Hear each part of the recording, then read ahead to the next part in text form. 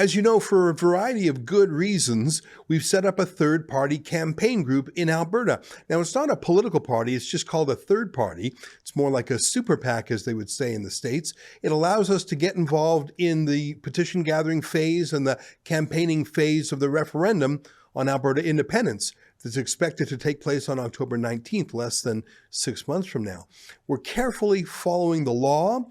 The super PAC that we're calling Act For Alberta is following all the rules. Our chief reporter, Sheila Gunn-Reid, is the contact person for it, and we have a financial agent and a special bank account. We're doing weekly filings with Elections Alberta, so we're being very compliant. Anyways, one of the first things we did with the super PAC was commission a poll, a whopping 3,000-person sample size. In a province like Alberta, that's a really rigorous poll, and we asked all kinds of questions for what pollsters call crosstabs. That's where you compare various characteristics. For example, we could compare support for independence with sex, with age, with income, with region of Alberta. And then we tested a few other ideas like immigration or pipelines or crime. I'll explain why in a moment. Let me start with the most striking news from the poll. If the referendum were held today, it would fail. The question, do you support or oppose the idea of an independent Alberta separate from Canada? As you can see on page 21 of the poll, 26.5% strongly support that, and 8.7% somewhat support that. So that's the for, but look at the opposition. It's about double. 53.3% strongly oppose it, and actually only 2.3% somewhat oppose it. If you're against it, you're very against it. Now, on page 22, there's some variation, as you can see in some of these crosstabs. Young men are much more likely to support it. Also, high school or people in the trades versus university.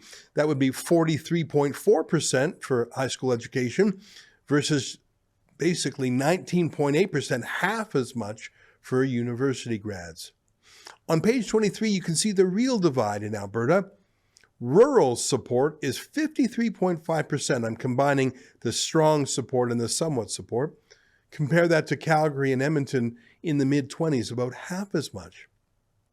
So if a referendum were held today to decide on separation, 60.1% of Albertans would vote Remain. 28.1% would vote to leave. So even some people who earlier said they want independence, when they're asked how they would vote in the referendum, they won't vote for it. I don't know, out of fear or lack of readiness. But why? Well, my hunch is I don't think independence has been properly explained. I don't think the objections that people would have been overcome. People ask legitimate questions like, what happens to my Canada pension plan? What about the borders? Can we still travel to BC and Saskatchewan as we normally do?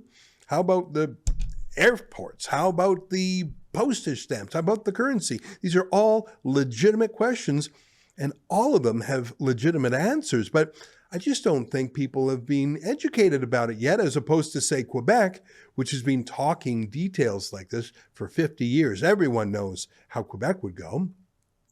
And I want to be gentle here, who have the messengers been in the independence campaign so far?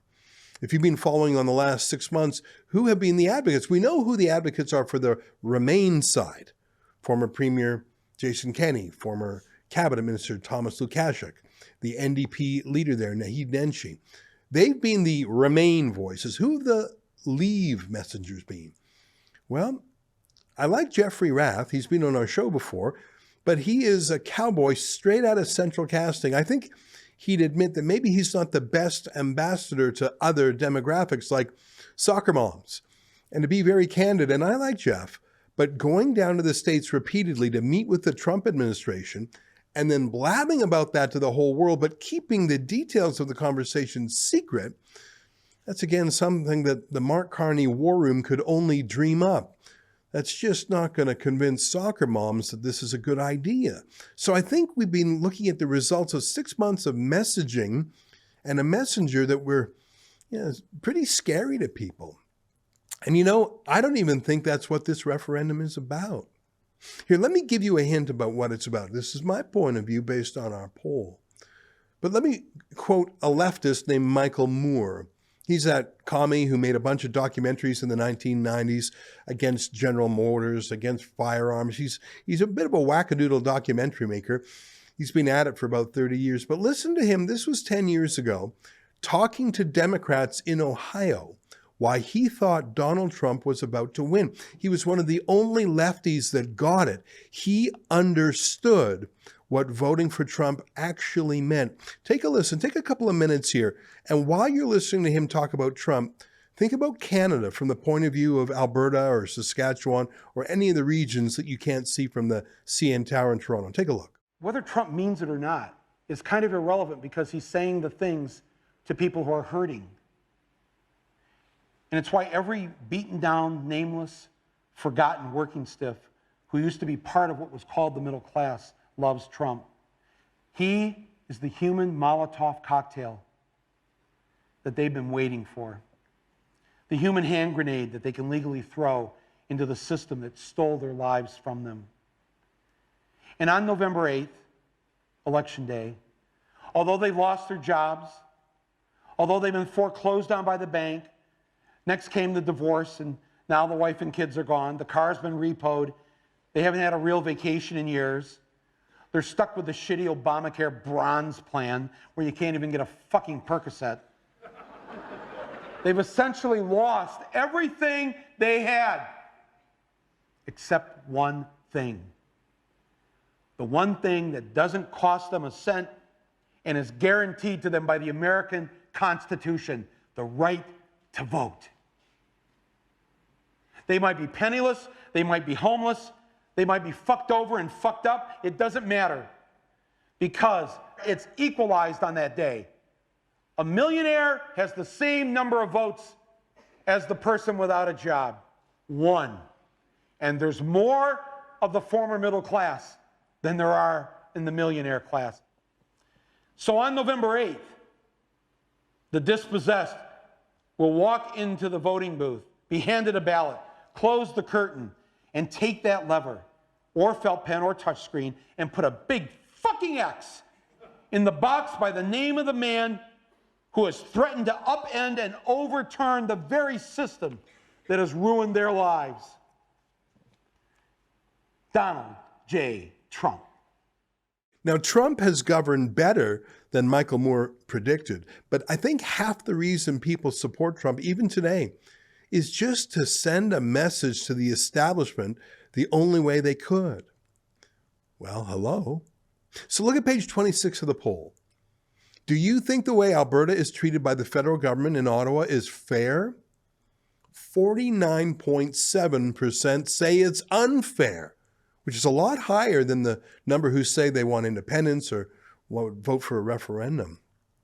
Hey, what's the number one issue in Canada today? Well, it's obviously immigration.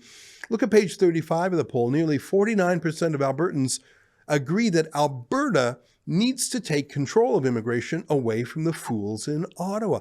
Same thing with the extremely woke, weird, lenient criminal justice system. On page 38, more than 40% of Albertans want to take over the criminal justice system and get it out of the hands of these liberal judges. Do you see my point? Do you see what I'm getting at? If the message of this referendum campaign is, let's build a utopian country, well, you're going to have people with questions. I'd have questions.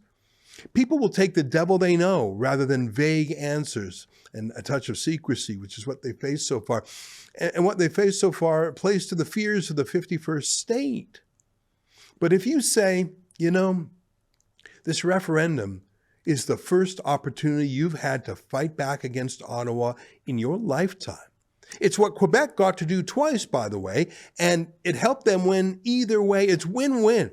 If Quebec would vote to go, they'd have their own country. But even if it would be close, they could still boss around Ottawa pretty good and get everything they want, don't you think? I mean, if Alberta does secede, I think it would be amazing. I think that the few technical issues could be ironed out quickly, and it would soon be the Monaco of North America. It would be so wealthy, unhooked from Justin Trudeau and Mark Carney and the rest of them. Imagine a life without them and just Alberta being Albertan. But even if the referendum only gets, say, 35, 45, even 49% of the vote, well, it's a message to Ottawa that they cannot ignore. That's the way.